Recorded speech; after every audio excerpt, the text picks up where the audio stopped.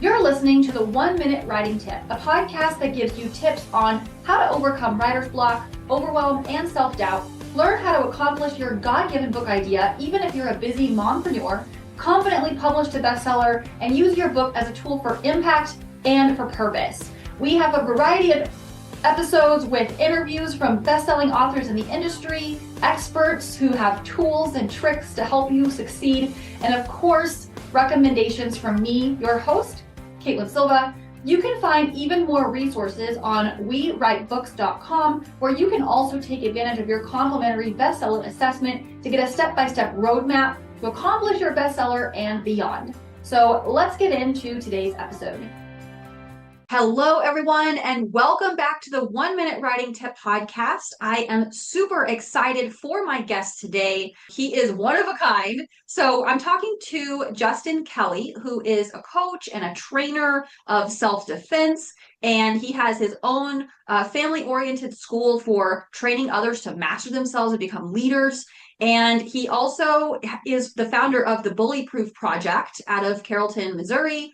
He's an author, a husband, a family guy. So I'm just so excited to have him on and have him share with you guys about what he's doing and about his book. So Justin, thank you so much for joining me. Thank you for having me. That was quite a good introduction. Good. So I would love if you also just kind of gave us some more details for the people listening. Just kind of share a little bit more about your journey and how you got started with all of this self-defense and just where you are today. So I have a son that's 17 now. When he was early teens, 12 or 13, we started training. He's wrestled probably his whole life, just like we all do in this family. But we started training some striking and some defense stuff just because he was coming into that time in school where I was worried about him getting into altercations and not knowing how to handle it. Well, my nephew also kind of just joined in there, and I was talking with Corbin, and he was talking about bullies at school, not that bullied him, but other kids. So he was basically standing up for other kids, and he was trying to navigate what can get him in trouble, where he should draw the line. And I said it would be nice if all those kids would learn to stand up for themselves a little bit, because bullies wouldn't have anybody to pick on. Long story short, I did a lot of talking about what kids ought to be doing and how they ought to be taught. And then he called me out on it and said, well, we could teach them. So that's where it started. And it's really grown from there. Wow, that's amazing. And I know now you don't just do kids, right? You do like women, men, the whole family, parents. Yep. So tell me a little bit more about all of that. So my MMA background, I always have guys around here that want to stay in shape and work out. So my friend Wes has a nice big shop out there that we made a gym out of, and we spar and stay training together. So that when Corbin and Colson, my nephew, started getting better, we would spar out there and just have like an adult session. And it grew, and now we have students in that class. The women's self-defense is really kind of, the women and the kids is where we base everything around. So everything else after that is just kind of added on. Our women's class has gotten really big, and our kids' classes have gotten really big. So the other training was just some middle-aged guys that come out and they want to get in shape. And my son, for extra money, would just train them kind of like a personal trainer.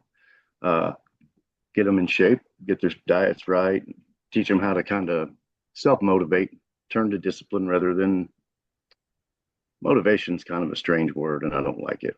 So we always say discipline, because motivation kind of comes and goes, and discipline, that's how you actually make progress.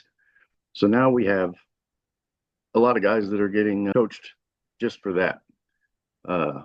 Corbin will meet with them in the weight rooms or whatever around town, and they'll come out to us for boxing or kickboxing, whatever they're mostly interested in. And they just kind of join the men's, we call it a men's MMA class, but there's women, we have women in there now. So the women's self-defense students that enjoy that stuff, so they all come in to learn to defend themselves and feel more comfortable. Well, then if they enjoy it, they just come to that class and spar with us, and it's a lot of fun. But yeah, really every class we have is full. Mhm. And Wow. That's incredible. I love that. It's such a definitely a needed thing. I feel like there's so many families and kids probably facing the same things all over the place. And not just in America. It's like it's a thing. It's part of growing up is learning how to stand up for yourself and stand up for what's right and all that. So as you've expanded, as you've grown over that time frame and welcomed in all these new different people, what led you to decide to go ahead and write the book about it, which is BullyProof, how to teach your kids to walk confidently and be strong leaders. What really led you to do that? so I wrote a lesson plan because, I mean, frankly, I can't teach classes 24/7, and the classes are getting big. And I'm like, these beginner students that we have coming in, I can have I can have Wes, my assistant coach, or my son Corbin and my nephew Colson take some of that class load till they're caught up to the level to join the rest of the classes or whatever. And I was just going to try to share the responsibility for some of the students for a little while. And in writing the lesson plan, the book almost wrote itself from that. So we kind of have a rule.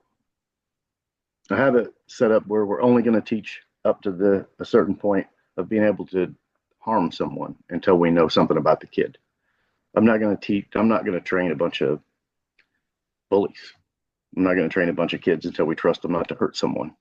So there's a rule in place for each different level we get to. Like before, we can teach defense, we can teach things they call parries or defensive mechanisms. We can teach all that. Like in the grappling, we'll teach the kids how to fall correctly, pull guard, the beginner jujitsu type of stuff to protect themselves. We're not going to teach arm bars and chokes until farther along in the class where we know that this kid's not going to go choke his sister out at home or worse. So I have it all broke out in we're going to start here. We're going to go to the next level. These boxes are going to be checked before we go past that level. And here's the reasons why. And if you just take all that and put it in plain text and write it out, that's basically the book, along with some of my opinions as to why it's set up that way. And there's so many ways to teach things like this. There's so many ways to not get bullied. I mean, honestly, there is. Yeah, absolutely. Yeah. So through that process, you've now published a book that was #1 for quite some time on Amazon, which was amazing. You just kind of went out there and just got it in the right hands, and you're pursuing more from there. So through that process, what have been your biggest takeaways? And is there anything in particular that you would like to share for aspiring authors that maybe have thought about writing a book or want to put something out there, but there have been some challenges in actually getting that done? Yeah. So, one, don't be scared to write it. Uh, Everybody has something to say that's worthwhile. So, whatever it is you're writing about, don't be afraid to write it. If I went back to the beginning, I would have reached out to a professional publisher sooner.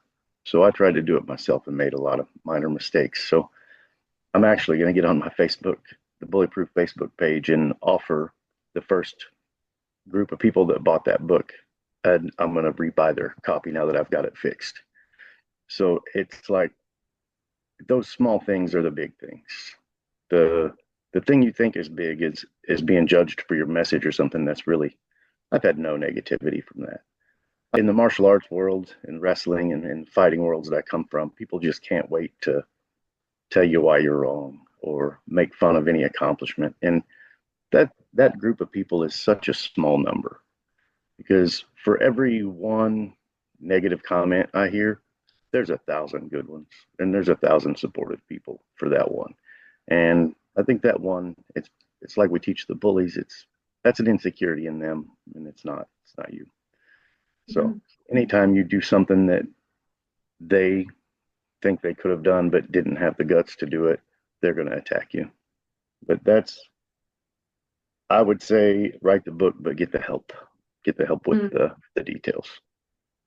Yeah, absolutely. Wow, that's so good because I think so many times it really does come down to like the internal struggle, the fears and the doubts and the insecurities and the what ifs. I love that you shared that, especially from the martial arts kind of side of things where you have to really look, you have to weigh the positive versus the negative. I think that's such a good point. Yeah. And it's funny because in the human brain, our brain naturally does the opposite. Like we always conflate all of the negative and we completely forget like all of the positive things. And I think it's such a good reminder to consciously choose, oh yeah, I need to focus on more of the positive things and be grateful and like have that right mindset and outlook instead of just going down the rabbit hole with all of the like, you know, the haters or whatever. So, yeah. That's such a good point. So in this process, I know that you're in the process of also making some changes and looking at expanding and things like that. So what are you currently working on, or do you have any upcoming projects that you want to share about? Well, the school, our classes, we're moving into the town of Carrollton here and out of Wes's shop, which his shop made a really nice gym. The problem is he still has to work in there. So we've gotten to the size, we're renting a building in Carrollton right on the main drag of town. So we'll be able to do more classes more often and get more students, obviously. I'm building a website to where we can put all of our information online, but also we're going to sell lessons online. So it'll be a video series, I'm sure, like the same weekly lesson plans that we use in our classes. We'll just have them edited down and posted online for sale for a subscription. And I actually wrote another book. It's not published yet, and it's the Women's Self-Defense Guide. And it's a little bit longer and a little bit more in detail than the BullyProof book, because I think situations with the women staying safe is a lot different situation than being bullied. Many times it's life or death or life altering, at least, and it's mostly situational awareness that could. So that goes into quite more depth, but I'll be publishing it soon. I don't have an exact date, but I'm sure I'm done writing it. I just don't know how long the process will take after that. Yeah. Wow. That's incredible though. How exciting. I know for one, as a mom and also as a woman, like I definitely can't wait until those things take flight and start to get their grounding and start to become more attainable. So I think it's going to be really valuable for a lot of people for sure. So if someone is thinking, oh my gosh, this is amazing, or if they're like in Missouri and they want to find out more, or even if they just want to follow you for those future things that you're building, how can they get in touch with you and connect with you? So the website we're building is bullyproofproject.org, and the hyphen between bully and proof. And I can send you the email, the social media pages and all that, because we're on Facebook is how we mostly communicate. And we're just BullyProof on Facebook. Awesome. Okay. Yeah. And I know I have a couple of links, so I'll put those in the podcast description below. So make sure you guys look at the description and go connect with Justin and follow what he's doing. I also will make sure that you guys have the link for his book, BullyProof. I highly recommend it for your kids, or if you're a parent or you just want to know some additional things about self-defense. I definitely recommend it. Justin, thank you again for coming on and sharing. It's been such a great conversation. Sure. Thanks for having me. Yeah. And for all my listeners, thank you also for tuning in. If you enjoyed this episode, I'd love if you left a comment or shared with someone else that could benefit, and I'll see you guys on the next episode. Thanks so much for tuning in to the 1 Minute Writing Tip podcast. If you're craving a community of writers and a place where you can have regular accountability and be able to celebrate what you're accomplishing and just have that community support to reach your goals and continue to make that progress, I'd like to invite you to the Writers Club. It's a free Facebook group. You can go to facebook.com/groups/Writers Club membership. And I'd love to have you in there. There's additional training and resources for you as an author, and I can't wait to further connect and celebrate your book. Don't forget to like and comment below the episode, and I look forward to seeing you on the next one.